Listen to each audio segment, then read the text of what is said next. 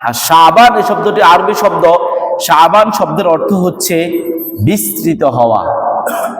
আল্লাহ তাআলার রহমত এই মাসের মধ্যে সারা দুনিয়ার মধ্যে বিস্তৃত লাভ করে। আল্লাহ তাআলার রহমত সারা দুনিয়ার মধ্যে এই মাসের মধ্যে ছড়িয়ে ছিটিয়ে যায়। এই কারণে এই মাসকে শাবান নামে নামকরণ করা হয়েছে।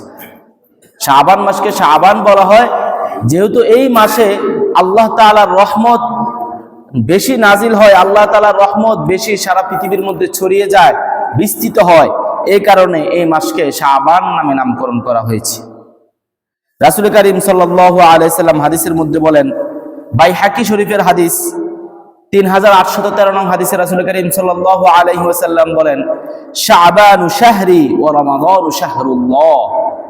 শাবান মাস হচ্ছে আমার মাস, আর রমজান মাস হচ্ছে আল্লাহ তাআলার মাস। রাসূল করিম সাল্লাল্লাহু আলাইহি সাল্লাম নিজেই এই মাসকে নিজের দিকে সম্বোধন করে বলতেছেন, এতটুকুই যথেষ্ট এই মাস যে কত গুরুত্বপূর্ণ এটা বোঝার জন্য। যেহেতু রমজানের পূর্ববর্তী মাস, এই কারণে এই মাসের গুরুত্ব অত্যন্ত বেশি।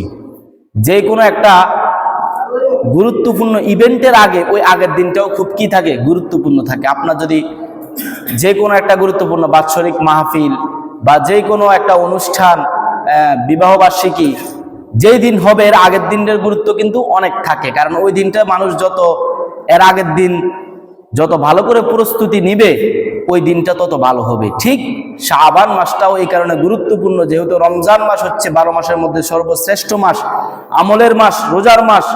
এই রমজান মাসের গুরুত্বের জন্যই শাবান মাসের গুরুত্ব অটোমেটিক বেড়ে গিয়েছে। আমাদেরকে আপনাদেরকে শাবান মাসেই রমজান মাসের প্রস্তুতি নিতে হবে। শাবান মাস থেকেই আপনি রমজানের রোজা রাখার জন্য আপনাকে এখন থেকে ট্রাই করতে হবে, এখন থেকে রোজা রাখার অভ্যাস করতে হবে। তাহলে আপনি রমজান মাসে আসলে আর প্রথম দিন রোজা রাখলে আপনার কাছে কষ্ট হবে না। আমরা যারা হঠাৎ করে রমজানে এর আগে আর কখনোই নফল রোজা রাখি না বা রাখার অভ্যাস নাই, রমজানের প্রথম দিন সে রোজা রাখছে, তখন তার প্রথম 1-2-3 দিন কঠিন একটু কষ্ট হয়, এরপর আস্তে সব আবার আগের মতো লাগে। এটার কারণ এটাই, আপনি হঠাৎ করে রাখছেন। এই কারণে শাবান মাসে বেশি বেশি রোজা রাসূল করিম সাল্লাল্লাহু আলাইহি সাল্লাম রাখতেন। হাদিসের মধ্যে স্পষ্ট আছে, রাসূল করিম সাল্লাল্লাহু আলাইহি ওয়াসাল্লাম শাবান মাসে বেশি রোজা রাখতেন, বেশি নফল ইবাদত করতেন। এমনকি শাবান মাস রাসূল করিম সাল্লাল্লাহু আলাইহি সাল্লামের নিকট অত্যন্ত গুরুত্বপূর্ণ ছিল।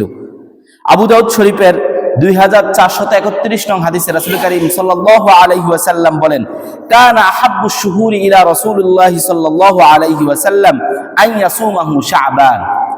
রাসূল করিম সাল্লাল্লাহু আলাইহি ওয়াসাল্লামের নিকট রোজা রাখার পছন্দনীয় মাস ছিল শাবান মাস। রমজানে তো রোজা রাখা ফরজ, এটা তো সবাই রাখবে, এটা তো ফরজ ইবাদত। যেমন আমি আপনি 5 ওয়াক্ত নামাজ পড়ি, 5 ওয়াক্ত নামাজ পড়া তো ফরজ, এটা তো আপনি মুসলমান হিসেবে মুসলমান হিসেবে নামাজ পড়তেই হবে। এরপরও আপনি যদি নফল ইবাদত করেন, তাহাজ্জুদের নামাজ পড়েন, এশাক নামাজ পড়েন, তখনই না আল্লাহ তাআলা আপনার প্রতি বেশি খুশি হবে।